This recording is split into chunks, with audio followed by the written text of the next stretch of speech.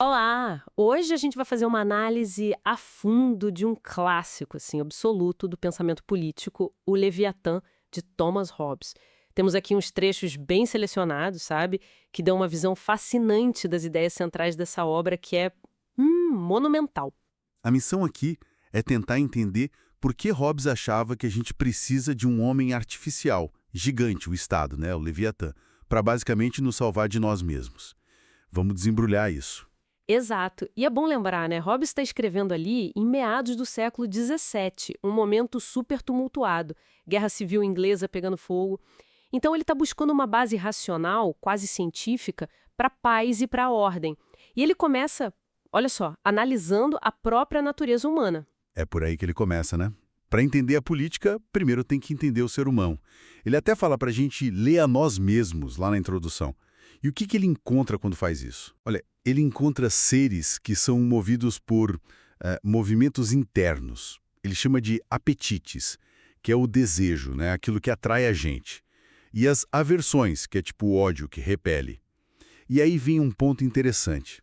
O que a gente deseja, a gente chama de bom. O que a gente detesta, a gente chama de mal. Mas para Hobbes, isso é totalmente relativo. Depende de quem está falando, sabe? Não existe um bem absoluto na natureza. Então nada de moralidade universal logo de cara. E a razão? Qual o papel dela nisso tudo? Exato, nada disso. A razão, para ele, não é essa coisa elevada, sabe? É, na verdade, cálculo. É a capacidade de somar e subtrair consequências. Pensar no que vai acontecer se a gente fizer X ou Y, com base em definições que a gente mesmo cria. É bem pragmática, Entendi. E ele também fala que nós somos fundamentalmente iguais por natureza, né? mas numa capacidade bem específica e até meio assustadora. Precisamente. A igualdade que importa para Hobbes não é ser igual em força ou inteligência exatamente. É a igualdade na capacidade de um matar o outro. O mais fraco pode usar de astúcia ou se juntar com outros e derrubar o mais forte. Ninguém está 100% seguro por natureza. E é essa igualdade na capacidade de destruir que, olha que paradoxo, é a raiz de muito problema.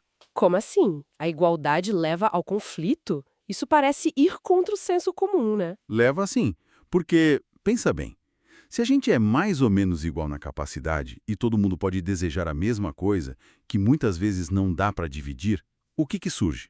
A desconfiança? Se eu e você queremos a mesma coisa e ambos podemos lutar por ela, a gente vira inimigo na hora. Ninguém pode baixar a guarda, ninguém confia em ninguém. Daí vem as três causas principais de briga, segundo ele. A competição, para ter lucro, a desconfiança, para ter segurança, e a glória, para ter reputação. Ah, claro. Competição, desconfiança e busca por glória. E quando essas três coisas rolam soltas, sem um poder maior para botar ordem, para impor respeito, a gente chega naquela descrição bem sombria que ele faz. Chega na famosa guerra de todos contra todos, o bellum omnium contra omnes. Ele não diz que isso existiu historicamente em todo lugar, mas é a consequência lógica da natureza humana sem um governo, sabe? E nesse estado, não tem sociedade, não tem plantio, não tem navegação, não tem construção, não tem arte, não tem ciência. É o pior cenário. A vida humana é solitária, pobre, sórdida, embrutecida e curta. Aquela frase famosa. Nossa! E talvez o mais chocante seja a conclusão dele sobre justiça. Nesse estado de guerra, nada é injusto. Certo e errado, justiça e injustiça simplesmente não se aplicam. Onde não tem lei comum, não tem como transgredir a lei, né? Exatamente. Justiça e injustiça, para ele, são qualidades de quem vive em sociedade, não de quem está isolado no caos. Mas olha, ele não deixa a gente nesse buraco, não. As mesmas paixões que jogam a gente na guerra também dão uma saída. O medo da morte violenta, que é constante, o desejo por uma vida mais confortável, mais segura, e a esperança de conseguir isso trabalhando. Tudo isso meio que empurra as pessoas para buscar a paz. Ah, então tem uma luz no fim do túnel vindo das próprias paixões. E a razão, que antes era só cálculo, agora serve para quê? Para achar o caminho para essa paz. Sim, aí a razão entra como uma espécie de guia. Ela sugere uns artigos de paz, umas regras gerais que, se todo mundo seguisse, dariam um jeito de sair daquele estado de guerra. E essas regras são o que ele chama de leis da natureza. A primeira, a fundamental é: todo mundo deve se esforçar pela paz enquanto houver esperança de conseguir. E se não der para conseguir a paz, aí sim, pode usar todas as vantagens da guerra para se defender. A primeira parte é a lei, buscar a paz. A segunda é o direito, se defender. Buscar a paz. E a segunda lei, que vem dessa primeira, é a que realmente possibilita a convivência, né? É a chave para a coisa funcionar. Correto. A segunda lei diz basicamente o seguinte: a gente tem que concordar em abrir mão do nosso direito a todas as coisas, que é aquele direito natural de fazer o que quiser para sobreviver, até atacar os outros, mas só se os outros também abrirem mão. A gente tem que se contentar com a mesma liberdade em relação aos outros que a gente permitiria que eles tivessem em relação a nós. É quase uma regra de ouro, sabe? Mas focada em limitar os direitos de todo mundo para poder ter paz. Entendi. Abrir mão de um direito.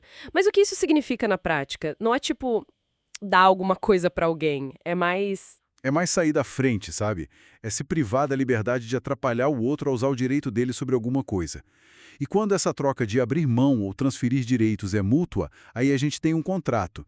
E se nesse contrato tem confiança envolvida, tipo uma parte cumpre agora esperando que a outra cumpra depois, aí ele chama isso de pacto ou convenção. Ah, mas aí vem um problema que ele mesmo apontou antes, né? No estado de natureza, esses pactos que dependem só da confiança mútua, eles não valem nada, certo? Por quê? Justamente pelo medo de que o outro não cumpra.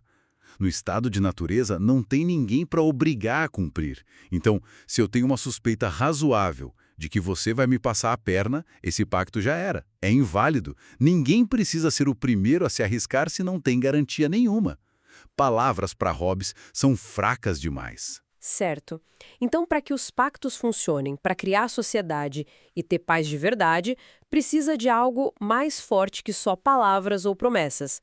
O que seria isso? Precisa do medo de alguma consequência ruim, uma consequência pior do que o benefício que a pessoa teria se quebrasse o pacto. E esse medo só pode vir de um poder que seja comum a todos, visível, forte o bastante para castigar quem sair da linha. É a criação desse poder coercitivo através da transferência dos direitos de todo mundo para uma autoridade central que funda o Estado, o Leviatã. Só aí é que a justiça que ele define como cumprir os pactos que são válidos passa a existir de verdade. Porque só aí os pactos se tornam realmente obrigatórios. E aí está ele, o Leviatã, o Deus mortal, como ele chama, a quem a gente deve a paz e a defesa. Esse homem artificial criado para proteger o homem natural. Mas quem exatamente é esse poder soberano? O soberano é essa entidade que pode ser uma pessoa só, um rei, ou um grupo, tipo uma aristocracia, ou até uma assembleia democrática, que recebe todos aqueles direitos que as pessoas transferiram no pacto social. Essa entidade passa a representar a vontade de todo mundo que fez o pacto.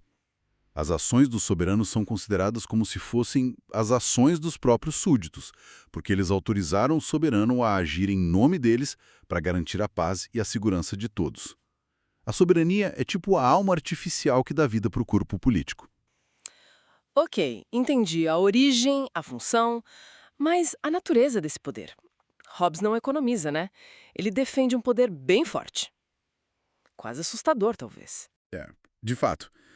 Para Hobbes, para o Leviatã funcionar direito, o poder dele tem que ser absoluto e indivisível. Se você começa a limitar ou dividir o poder soberano, tipo separar quem comanda o exército, quem faz as leis, quem julga para ele, isso é como tentar dividir a alma do corpo. Isso levaria à fraqueza, à briga interna e, no fim das contas, de volta para a guerra civil. E a guerra civil é o pior mal de todos, que tem que ser evitado a qualquer custo. Uma vez que o povo instituiu o soberano, ele argumenta, eles não podem legalmente mudar o governo, tirar o soberano do poder, reclamar das decisões dele ou acusá-lo de ser injusto. Por quê? Porque os súditos são os autores dos atos do soberano, através da representação. Isso é bem radical. Quer dizer que o soberano não pode cometer injustiça contra os súditos? Como ele justifica uma coisa dessas? A lógica dele é a seguinte: injustiça é quebrar um pacto, certo? O soberano não fez um pacto com os súditos. O pacto foi feito entre os súditos para autorizar o soberano. Logo, o soberano não pode quebrar um pacto que ele nunca fez. Ele pode cometer o que Hobbes chama de iniquidade, que são atos contrários à lei natural, à equidade, coisas que são erradas perante Deus, digamos assim. Mas não injustiça, no sentido de quebrar um contrato com aqueles que lhe deram o poder. Entendi a lógica, embora seja dura. E quais são os direitos específicos que formam essa soberania absoluta e indivisível? Ele lista isso, né? Sim, ele lista vários que ele considera essenciais e que não podem ser separados. Por exemplo, o soberano é quem decide quais opiniões de doutrina são perigosas para a paz e o que pode ser ensinado para o povo. Ele tem o poder de fazer as leis civis, que define o que é de quem a propriedade, o meu e o teu. Ele também tem o direito de ser o juiz final em todas as disputas. Ele decide sobre fazer guerra ou paz com outras nações. Ele escolhe todos os ministros, conselheiros, juízes. Ele tem o poder de dar recompensas e aplicar punições, inclusive de forma meio arbitrária, se a lei não disser nada. E ele que dá as honras e os títulos. Tentar separar esses poderes é, para o Hobbes, dissolver o Estado. É uma concentração de poder realmente imensa. E a defesa dele, no fundo, é que, por pior que um governo absoluto possa parecer na prática, ainda é muito, muito melhor do que a alternativa, que é a guerra de todos contra todos, ou a guerra civil. É uma escolha bem pragmática, né? E um pouco sombria. Exatamente essa linha de raciocínio. Ele admite que o poder soberano pode ser incômodo, pode ter seus problemas, mas ele argumenta que qualquer inconveniente disso é pequeno se comparado com a miséria, o horror de uma guerra civil ou daquele estado de natureza sem lei e sem segurança nenhuma. Ok, mas diante desse poder todo, absoluto, indivisível, sobra algum espaço para a liberdade dos súditos? Ou criar o Leviatã significa basicamente acabar com a liberdade individual? Sobra sim, mas a gente precisa entender o que Hobbes entende por liberdade. Ele define de um jeito bem físico, quase mecânico. Liberdade é a ausência de obstáculos externos ao movimento. Uma pessoa livre é aquela que não é impedida de fazer aquilo que ela tem vontade e capacidade de fazer. Trazendo isso para a política, a liberdade do súdito não é uma área protegida contra o poder do soberano. Não é isso. É o espaço onde a lei não diz nada. Onde o soberano não regulou, não proibiu nem mandou fazer nada, aí o súdito tem a liberdade de agir ou não agir como quiser, segundo o próprio critério. É uma liberdade que existe por causa da lei, porque a lei garante a segurança para a gente poder agir, e no silêncio da lei. Ah, entendi. Então não é liberdade de ir contra o Estado, mas sim a liberdade de fazer o que quiser naquelas áreas que o Estado não legislou sobre. E aquelas leis da natureza que a razão descobriu lá atrás, como elas ficam agora que existem as leis civis criadas pelo soberano? Elas ainda valem? Elas se encaixam sim. Segundo Hobbes, elas meio que se contêm uma à outra. As leis da natureza, justiça, equidade, gratidão, essas coisas elas só viram leis de verdade com força para obrigar quando o Estado as impõe através das leis civis. Obedecer à lei civil é, na verdade, parte da lei natural, porque é o caminho para a paz. E, por outro lado, a lei civil tenta colocar em prática aqueles princípios gerais da lei natural. Basicamente, a lei civil é a aplicação concreta, específica, feita pelo soberano, das regras da razão, as leis naturais, para manter a sociedade funcionando. E, ponto importante, quem interpreta o significado final dessas leis, tanto as naturais quanto as civis, é sempre o soberano, para evitar briga. Isso talvez ajude a entender a diferença que ele faz entre pecado e crime, né? Exato. Pecado é uma noção mais ampla. É qualquer ato, palavra ou até pensamento que vá contra alguma lei, seja ela natural, moral ou civil. Já o crime é especificamente um pecado, que consiste em fazer algo que a lei civil proíbe ou deixar de fazer algo que ela manda. Então, todo crime é um pecado, mas nem todo pecado é um crime que o Estado vai punir. Por exemplo, ter uma má intenção, mas não agir, ou violar uma lei natural que não foi transformada em lei civil. Faz sentido. Bom, uma parte bem grande do Leviatã, especialmente para o final, é dedicada à religião e culmina naquela ideia do reino das trevas. Qual é a visão do Hobbes sobre a origem da religião? Ele parece meio desconfiado, para dizer o mínimo. Bastante desconfiado. Ele acha que a semente natural da religião está na nossa ansiedade com o futuro, na nossa ignorância sobre as causas reais das coisas e no medo que isso gera de poderes invisíveis.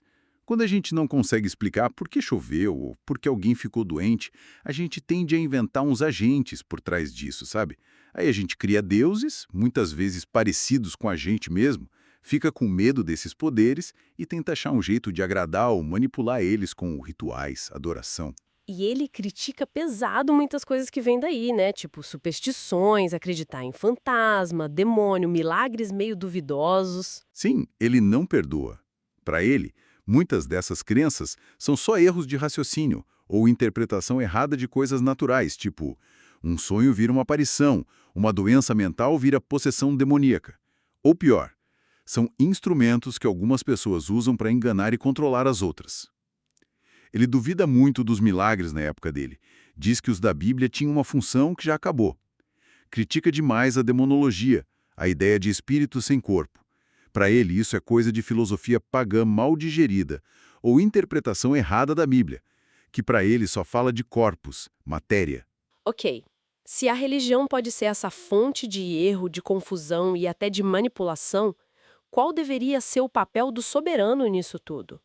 Ele tem que controlar a religião também? Com certeza. Para Hobbes, a religião deixada por conta própria é um perigo enorme para a paz civil. Disputa sobre doutrina, sobre quem interpreta o quê, sobre quem tem autoridade na igreja, isso facilmente leva à desobediência ao governo e até à guerra. Então, para manter a paz, que é a tarefa número 1 do soberano, ele tem que ter a palavra final sobre quais doutrinas podem ser ensinadas em público e como deve ser o culto religioso oficial. Obedecer o soberano nessas questões externas da religião é parte do dever do súdito. A única coisa que o soberano não poderia exigir, segundo ele, seria renegar a fé essencial que para Hobbes era crer que Jesus é o Cristo ou violar leis morais muito básicas. E essa preocupação toda com o mau uso da religião para fins políticos nos leva direto ao tal reino das trevas. O que é isso exatamente? Soa bem sinistro. É uma metáfora bem forte que ele usa no último livro do Leviatã. Ele está descrevendo o que ele via como uma espécie de conspiração de impostores. Ele mira principalmente em certos clérigos e filósofos escolásticos, muito influenciados por Aristóteles, que usam doutrinas erradas, interpretações distorcidas da Bíblia e filosofias que ele achava vazias para enganar o povo e ganhar poder sobre ele. Esse reino das trevas, então, ele obscurece a luz da razão e do verdadeiro evangelho, como ele entendia. E, principalmente, mina a autoridade legítima do soberano civil, levando as pessoas a desobedecer o governo com desculpas religiosas. Ele critica especificamente a ideia de que o Papa teria poder sobre os reis, a crença no purgatório, exorcismos e a filosofia de Aristóteles que era ensinada nas universidades, que, para ele, mais confundia do que ajudava. Uau! Fascinante e, com certeza, muito controverso na época, imagino. Bom, então, recapitulando rapidamente. Hobbes parte de uma visão bem crua da natureza humana, egoísta, propensa ao conflito, num estado natural de guerra total. A única saída é um pacto, um contrato social, que cria um poder soberano absoluto, o Leviatã. A missão dele: impor a paz e a ordem a qualquer custo. A liberdade existe sim, mas só onde a lei não fala nada. E até a religião precisa ser controlada pelo poder civil para não virar fonte de caos. É uma construção lógica impressionante, né? Bem focada na ordem. Exatamente. É uma defesa, assim, radical da autoridade como único remédio para a anarquia que ele via como inerente à condição humana sem um governo forte. Tudo isso baseado numa análise que ele faz da psicologia humana, que pode ser bem controversa, claro, e numa lógica dedutiva muito rigorosa, mesmo que as conclusões sejam difíceis de engolir para muita gente. A escolha para o Hobbes é bem clara. Ou você tem um poder absoluto, ou você tem o caos. Não tem meio termo seguro. E isso deixa a gente com uma pergunta para pensar, né? No nosso mundo de hoje, tão cheio de polarização, de desinformação, fake news, discussões sobre até onde vai o poder do Estado e a influência de ideologias que parecem jogar uns contra os outros, será que essas preocupações do Hobbes, lá do século XVII, sobre a natureza humana, sobre a necessidade de ter alguém para dar a palavra final, e sobre os perigos do que ele chamou de reino das trevas, quer dizer, doutrinas que semeiam a discórdia, será que isso tudo ainda ressoa hoje? Ah, sem dúvida nenhuma. Essa tensão entre a liberdade que a gente quer ter como indivíduo e a segurança que a gente precisa como coletivo. entre a autoridade do Estado e a nossa consciência, e o papel explosivo que certas crenças e discursos podem ter na estabilidade da sociedade. São questões super hobbesianas, né? Ler o Leviatã hoje não significa que a gente tem que concordar com tudo, óbvio, mas obriga a gente a pensar nos fundamentos da nossa própria ordem política, nos riscos que ela corre. É um desafio intelectual que, olha, continua muito, muito atual.